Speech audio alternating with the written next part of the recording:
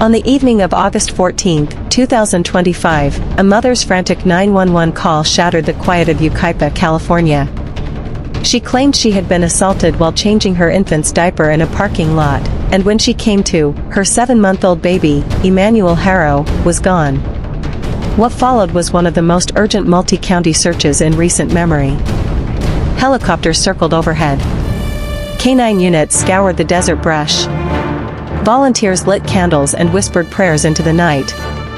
For a brief moment, a community united around a single desperate hope, to bring Emmanuel home alive. But then, just 1 week later, the sheriff's department made an unthinkable announcement. The search was over. Emmanuel's parents were no longer grieving victims. They were prime suspects in his disappearance. If you want the full truth, and justice for Emmanuel, you need to subscribe right now. Don't let this story slip away while you tell yourself you'll watch later. Emmanuel can't afford later. Baby Emmanuel Haro was only 7 months old. Brown-eyed, slightly cross-eyed, and barely 2 feet tall, he weighed just 21 pounds. Vulnerable. Defenseless. His life had only just begun. His parents, Jake Haro, age 32, and Rebecca Haro, age 41, lived in Cabazon, a small desert community east of Los Angeles. Neighbors described them as distant, private, sometimes troubled. Yet when the news of Emmanuel's disappearance broke, strangers poured into their street. A vigil was held. Teddy bears, flowers, and hand-painted signs covered the family's yard. At night, hundreds of flickering candles carried Emmanuel's name into the darkness. But behind the glow of those candles, troubling shadows began to grow. Inconsistencies in Rebecca's story. A father with a violent history. Authorities shifting their focus from searching the woods, to searching the family's home. This is where Emmanuel's case takes its darkest turn. If you care about innocent lives, subscribe now. If you don't, then join the comments and explain why you would turn your back on a missing baby. On August 14, 2025, Rebecca Haro told police she was assaulted in a Big 5 sporting goods parking lot in Yucaipa. She said she had been changing Emmanuel's diaper when the attack came. When she regained consciousness, the baby was gone. At 7:41 p.m., her 911 call set off a massive response. Patrol units swarmed the scene. Helicopters combed the skies. Canine teams traced the dirt lots and surrounding brush. What began as a mother's cry for help instantly became a full-scale, multi-agency search. Days later, the story spread across California newsrooms. Rebecca appeared on camera with a swollen black eye, pleading through tears, "Please bring back my son." Her voice shook. Her face carried bruises. Across neighborhoods, strangers held vigils. Signs with Emmanuel's name read, "Where is the baby?" The outrage deepened with every passing hour. But behind the scenes, detectives were already widening their net. Search warrants were issued for the Haro family home. Investigators seized Jake's vehicle. Surveillance footage was collected from nearby businesses. Riverside County Child Services removed the couple's 2-year-old from their custody. Even a reported sighting in Kern County, near Bakersfield, came and went without resolution. Then, a turning point, the Uvalde Foundation for Kids, which had pledged a $5,000 reward, abruptly retracted their offer. Their reason was blunt: too many inconsistencies in the story. As investigators pressed harder, cracks began to show. The black eye Rebecca displayed on camera? Witnesses suggested it may have predated the alleged assault. Questions surfaced about whether she had even been at the park that evening. Rebecca stopped cooperating with detectives, refused polygraph testing, and communication collapsed. Police publicly admitted they could no longer rule out foul play. Attention turned sharply toward the father, Jake. Records revealed a conviction in 2023 for child cruelty. His infant daughter from a previous relationship had suffered broken ribs and brain hemorrhaging. He served probation, paired with a work release program. In 2024, he faced felony firearms charges. His ex-wife petitioned for a restraining order, citing fear for her safety.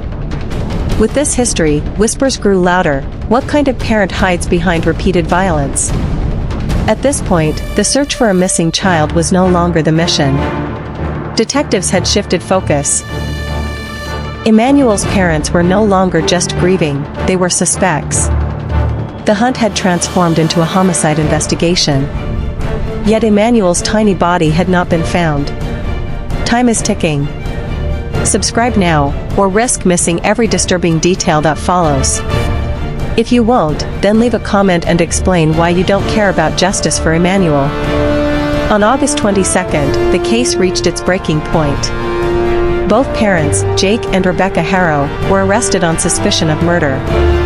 They were booked into jail, held without bail. For the community that had lit candles, prayed, and begged for Emmanuel's safe return, the news landed like a thunderclap. At the vigil that night, faces turned from sorrow to fury. One grieving neighbor whispered, "What they did to this child is not okay." The crowd agreed. Hearts were broken, but anger now ran alongside grief. Public demands for transparency grew louder. Why was no Amber Alert ever issued? Why has Emmanuel's body not been recovered? Where is the grandfather, who once lived with the family, but has not spoken publicly? With no baby, no body, and two parents behind bars, one question haunts every corner of this case: can justice ever truly be served? The arrests of Jake and Rebecca Haro were only the beginning. As prosecutors prepare their case, indictments loom. If this trial reaches the courtroom, it will hinge on forensic contradictions, digital traces, and the unraveling of the parents' own statements. The defense is expected to argue emotional collapse, trauma, and the unreliability of coerced confessions. Yet prosecutors remain confident. One fictional prosecutor put it bluntly: evidence will show this disappearance was internal, not external. This was never a kidnapping. It was a crime of the home. The nation waits for a trial date, knowing that when it comes, the proceedings will either bring long-awaited clarity, or deepen the void Emmanuel left behind. In the community, mourning took on new form. A candlelight vigil stretched through the night, neighbors holding signs that read "Justice for Emmanuel." The Uvalde Foundation for Kids organized a national blackout, 210 minutes of silence, one for every day Emmanuel lived. Across the country, lights went out as voices joined together in grief. Yet healing came not just through remembrance, but through reform. Child safety advocates called for stronger protocols in missing children cases, questioning why no Amber Alert was ever issued.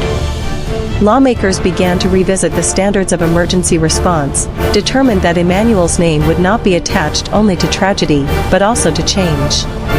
And yet, questions remain. Where is Emmanuel's body? Why was a kidnapping fabricated? And what happens to the other children touched by this case? The answers remain hidden, and the silence grows louder with each passing day. If you believe Emmanuel's story must reach every corner of the internet, hit subscribe now.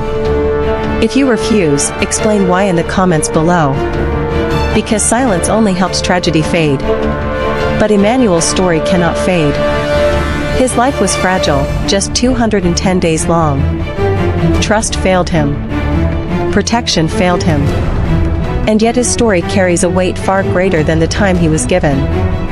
Emmanuel had 210 days, the narrator's voice reminds us. Now his story lives on only if we refuse to forget. The case is not closed. Not until Emmanuel is found. Not until justice is seen.